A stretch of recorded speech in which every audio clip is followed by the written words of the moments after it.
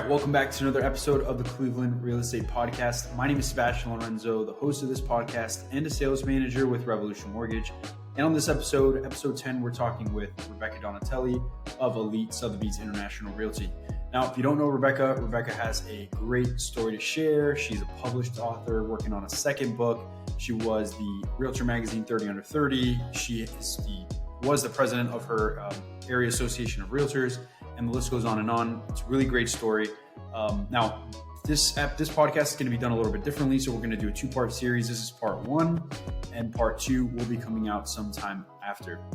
Now, as always, if you enjoy the show, please give us 5 stars on Apple, Spotify, or wherever you listen to the podcast. Take some notes, and I hope you enjoy the show. All right, welcome back to another episode of the Cleveland Real Estate Podcast. I'm here with Rebecca Donatelli with Elite Sotheby's International Realty, who does not need an introduction. How are you, Rebecca?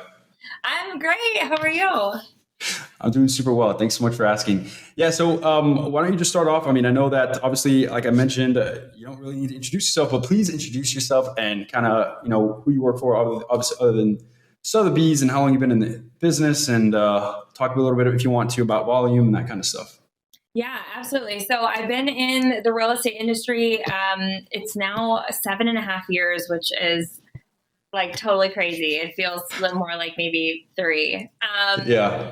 I just recently moved to Sotheby's. Sotheby's is an international brokerage. We're all over, but we're newer to the Cleveland market. So I had been with an independent brokerage for the entirety of my real estate career up until last summer. And I did decide to move over to Sotheby's. Love it here. It's great. I know we'll talk more about the move. But I just finished up my presidency last year at Lake and Jog Area Association of Realtors, which was an incredibly rewarding experience. That's awesome. And, yeah. So just cool. Getting back in my normal groove now, I would say. Yeah, for sure. And it's crazy because I was talking to somebody, I've talked to so many people about this, like Sotheby's is new. And, I haven't been in Cleveland long enough to be like, it's new, but I haven't seen too many agents as part of Sotheby's. And that's really cool because being from Florida, I mean, Sotheby's is everywhere in Florida because it's Florida, but that's cool. Excited to hear more later on in the podcast when we talk about that. So one question I usually like to ask everybody that's on the podcast is, what do you love about being a real estate agent in Cleveland? What's your why? Oh my gosh. There's so much. I mean, I technically wasn't born in Cleveland, so I feel a little guilt saying I was born and raised here, but I was born in Florida actually, and my family moved up here when I was 2 months old. So technically, that's all right. But I mean, I lived in Cleveland my whole life. I'm a diehard Browns fan, a diehard Cleveland fan. I love seeing the progression of where our city has grown to. I mean, right. So many great new opportunities are here. There's been a lot of new construction, tax abatements that come with that, and just so much that's happening that's bringing people into Cleveland. But I love everything about it. I love selling in different areas, whether it's, closer to the city or, closer to the suburbs, just making things happen for people, getting that excitement, whether it's a first-time client, whether it's a repeat client. It never gets old. I say every time I go to a closing, I've done this so many times, and it never, that excitement never gets old. And I actually still have a selfie that I took at my first closing ever. So it was 2015. I was living in downtown Cleveland at the time, and I had sold a house out in Madison, which downtown is about an hour. The house was a $60,000 house, and I had never been so excited about anything in my entire life. And the buyer, her name is Sophie, I still am in touch with her to this day, had no clue that she was my first client. We wrote her offer at a McDonald's out there. I'd never been to Madison before. It was a USDA deal. And yes, and it was so crazy, and it was so fun. And I still have the selfie that I took when I had, closed that first sale. And it never gets old. And I feel like the best realtors are the ones that really have that passion, that it just you've been in for a month or, a year or 7 years or whatever, it still shines through every single deal, every single time. So I love everything about it. And I love, whether it's in Cleveland or somewhere else, no two deals are ever the same. Right. There's always something new that you're learning. I know realtors that have been around for 20, 30 years that are learning new things every day too. So it just brings that sense of excitement and, always wanting to grow. Yeah. Yeah. That's awesome. That's a great answer. I mean, and I think, so many people can probably like understand and feel the same way that you feel, like with the fact that every transaction, every closing feels like the first time, because it's super exciting. And that's the idea. I think real estate is very exciting. So, I appreciate that. So to kind of start with, there's a lot to you. There's a lot to your story. Starting with your accolades, your Realtor Magazine 30 Under 30, president of your association, so that's Lake and Geauga Area Association of Realtors, published author working on a second book, which actually, I got your book. I read through it a little bit. I was actually at the dentist this morning, and I was sitting with this up on above my head as I was getting clean. I was wanting to, because I wanted to learn a little bit about, like, you talk about so many things, and I think you have like books that talk about one thing, like mindset, and they go really deep into mindset. But your book is a lot of concepts that are also important, and I think it's a great book. It's not even about real estate. You touch on real estate, but it's not about real estate. You mentioned that it's not about real estate. So talk to me about, I guess, how all this started. Where did you start in terms of your career? How did you become, Realtor Magazine 30 Under 30, president of your association, and then also getting to becoming a published author working on a second book?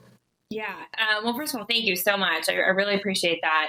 Absolutely. It's so funny when I think back to even getting into real estate. I was 24 and I went to school to be a high school math teacher. That was my dream. I'm such a math nerd. Like to this day, give me derivatives and all the, Yeah. I love it. So, I changed my major my senior year. I knew that teaching math was not for me. And I actually ended up being an English major. So I went from one side of the university to the other, thinking I would never do anything with my English degree. I was kind of to graduate. And so I graduated. I was working as an assistant store manager in retail.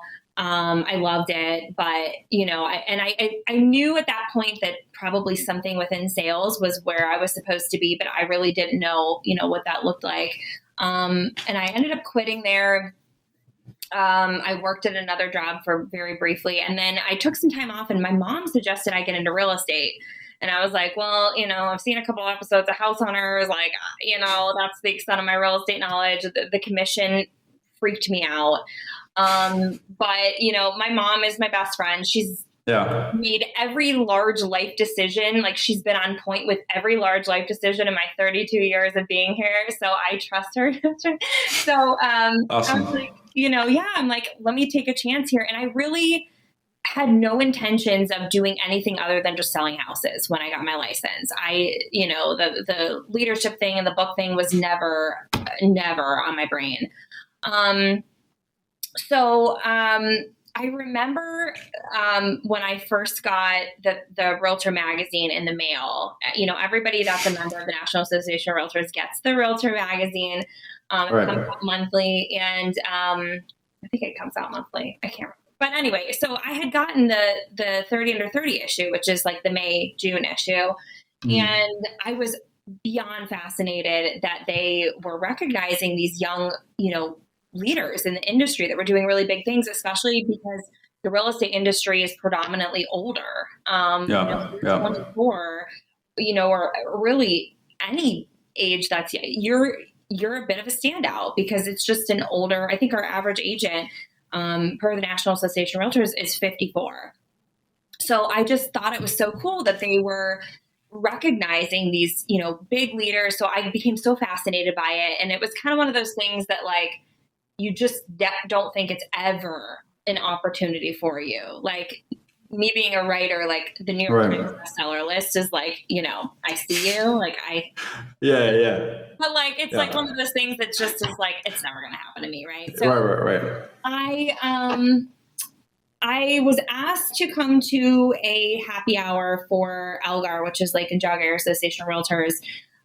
This was at the end of 2015 by a realtor that I had done a deal with, that I had worked with. And I was like, well, I don't know it was a YPN happy hour. I was like, I don't know what YPN is, but I know what a happy hour is. So I'm going to go to the happy hour. And, that was kind of like my introduction into leadership and Elgar and, doing more for our industry. And so in 2018, I was vice chair of our Young Professionals Network at the board, which I went to Chicago for the YPN. It was called a retreat at the time. It's now been changed to an advance, where all the chairs and vice chairs around the country get together and collaborate for 2 days. Yeah. The most incredible experience. I've been there, I think, 4 times. And it's just incredible. And so I met a lot of the 30 under 30s. Like in the flesh. I'm like, oh my God, these are like celebrities, like, Right. They were board presidents. They were huge producers, just doing massive, massive things. And here's me, like just totally starstruck, trying to figure out what I was doing. So this Chicago trip, which was only 2 days, was really kind of my introduction into like this whole other world that I now have found myself a part of and literally can't imagine my life without. I applied for the 2018 class of 30 under 30, full knowing I had zero chance. But just, wanted to put my name out there and I didn't get it. I found out I didn't get it because I got the Realtor magazine with the list of the people that did, Many of those people are now my very, very dear friends. Awesome. But then I got to talk to some of those people and said, can you help me? This is something I really would love to do. Like, I admire you. I'm kind of I was in year 3, I think, of my business at the time, but I wanted to, at that point, do so much more. And so they were so willing and friendly about helping me kind of like craft my story. And at the time, I had really kind of been getting, more of an Instagram presence, which is where, most of my business was coming from. And so then I applied for the class of 2019 and I did get it that year. That's awesome. Yeah, it was one of those things that was like, this isn't real. Yeah. Crazy. Yeah. So that was amazing. And then that kind of was the point that started inspiring me to write. So like I said, I was an English major, so I did write a lot in college. Writing a book was never on, the bucket list, if you will. Right. But it was at that point that I was like, if I can do this, then anybody doing anything, whether it's real estate related or any other field, can do whatever the hell they want to do, and I wanted to really put that message out there to inspire people the way that these people had inspired me. So I did start writing almost every day. It was more so in like a journaling kind of fashion. And if I'm allowed to get like a little personal here. Absolutely. Okay. I was also going through some personal stuff at home that was very heavy on my heart. And so the writing allowed me to, put that on paper and it was kind of like a therapy for me, if you will. Yeah. So it was a combination of, getting through what I was dealing with personally, sharing my message about, just doing what you want and inspiring other people.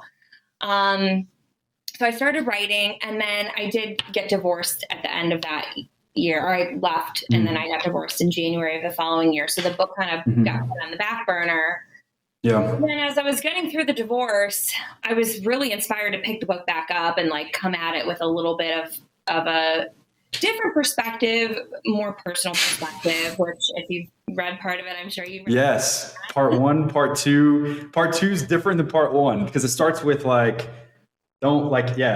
through your own like sort of self-judgment. And anyway, go ahead. Totally. 100%. And that was it worked out because my original goal was to publish the book by winter of 2019. And I'm glad that I didn't, because what I went through, I think, made the message that I was putting out there a stronger message and a more heartfelt. Yeah, for sure. So 2020 comes. 2020 for everybody is obviously like a complete blur. Yeah. But for me, it was the craziest year because my divorce was final at the end of January. I'm like living, I moved out. I'm living by myself for the first time. I'm writing a book. I'm getting through a pandemic. I didn't get to deal with the divorce the way I wanted to because I wanted to travel and see my friends and, speak and all that. Clearly didn't get to do that. Right. So you finished the first book. Yeah. So I finished writing it by the time I turned 30, and I ended up publishing it. I really had no expectations. I had absolutely zero financial expectations of the book. I had no expectations of it, selling, other than my friends and family kind of, supporting me. Right. But it did end up doing pretty well. It made the Inman 2020 book list, which was kind of cool. That's awesome. So yeah, and then book 2 is taking much longer than I thought, just because my presidency last year was very, very, very busy. Hoping 2023 is the year. Awesome. And I'm sure that book's going to be just as great as the last. And I don't know if you probably don't want to get into what the book's about, but do you have anything that you can share about the second book? Yeah.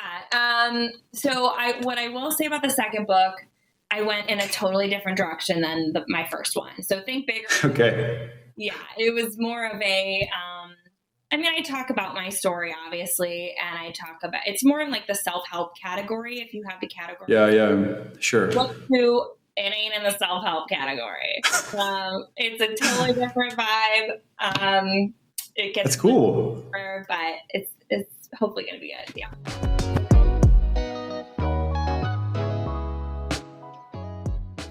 Thanks for tuning in to the Cleveland Real Estate Podcast. If you're a real estate agent in the Cleveland and surrounding areas, reach out to us on Instagram at Cleveland RE Podcast or send us an email at clerepodcast@gmail.com.